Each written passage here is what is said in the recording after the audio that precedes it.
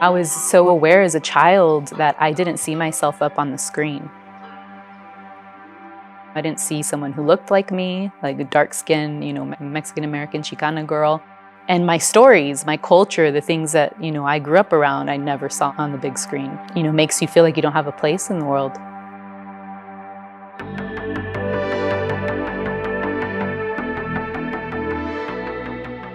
Ser de la frontera es estar en medio de dos mundos. Growing up in a region like El Paso, I feel like we were very protected. It was very safe.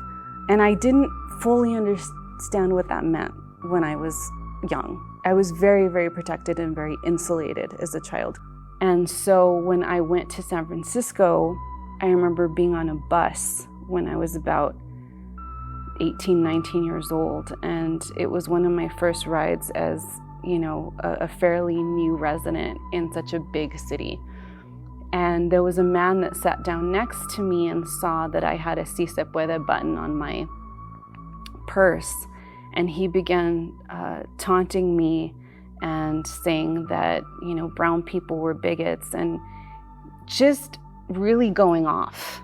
And it got really heated, and it was the first time that I found myself ever having to defend myself or my culture, my ethnicity.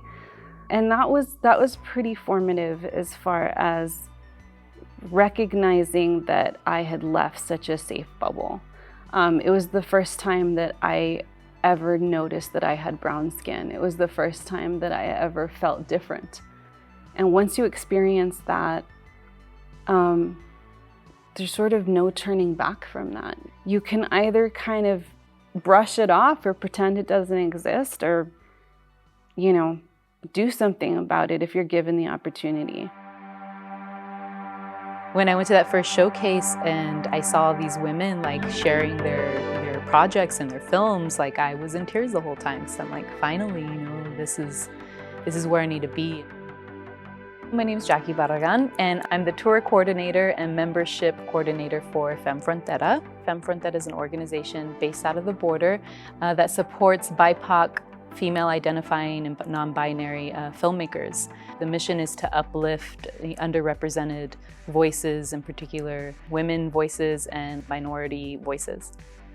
I owe so much to the path that I'm on right now to Femme Frontera because I've been wanting to tell these stories. And so yeah, with this idea I had for a film, a story of my mother, Femme Frontera showed me access to resources, and I applied for this grant and won the grant, and then automatically got put into one of the film festivals. It helped me cultivate this kind of courage and confidence to continue on this path. My name's Angie Reza Turris. I'm the executive director of Femme Frontera, and I'm also a filmmaker. I don't have time to be a filmmaker, but one of these days I will get back into it. In 2016, I had completed a short film called Memory Box, and I wanted to premiere it. But I thought it would be kind of weird and awkward if I had a film screening for a 15-minute movie and then we all went home and, So I thought, why not make this into a big celebration? And I was just starting to meet all of the incredible filmmakers in this region. Women who I, to this day, deeply admire and whose talent is unrivaled. And so I called all of them up and I asked if they wanted to screen their film alongside mine, and thankfully all of them agreed. We sold out, within days. And so those films were specifically from El Paso, Las Cruces, and Juarez. And we really thought that it was just going to be a one-time event. At the time, there was a lot of rhetoric about immigrants and border communities, a lot of demonization of these communities.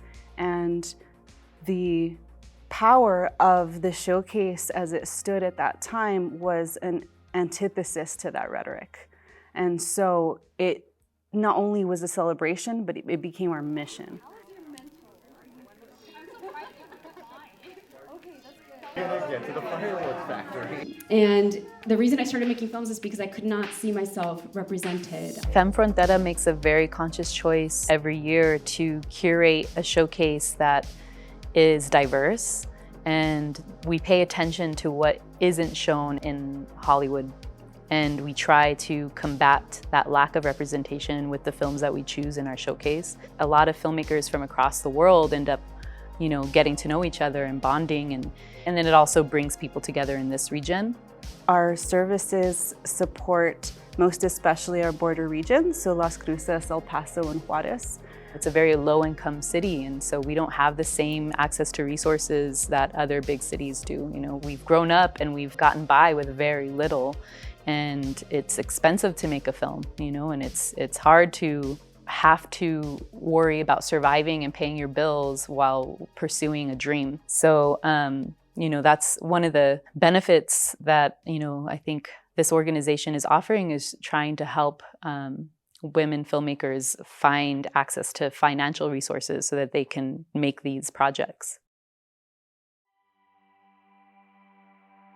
Media and filmmaking and storytelling can absolutely be a powerful medium for positive change. The amount of responsibility that also comes with being a documentary filmmaker is huge. And even, any sort of filmmaking that you do and the stories that you tell. It's so exciting to see emerging filmmakers on the border and to see people's talent. There's so much talent. I feel like El Paso and Juarez and this border region has just so much to express, and so many good ideas, and such a very unique perspective that needs to be shared amongst the world.